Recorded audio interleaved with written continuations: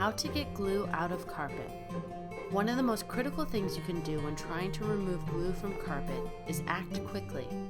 As soon as you discover the glue stain, be sure to take action, as many kinds of glue are especially quick drying.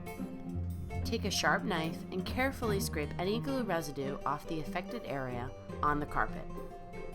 If the glue has hardened, you may need to scrape for a longer period to loosen the substance from the carpet fibers. After you have scraped as much of the glue away as possible, cover the glue stain with a thin cloth. Using a household iron, begin to heat up the glue by running a hot iron over the cloth, which is sitting on top of the glue stain. The glue should soften, which will then be absorbed into the thin cloth. As a last resort, grab a pair of household scissors. Slowly and carefully cut the affected area of the carpet to remove the glue residue.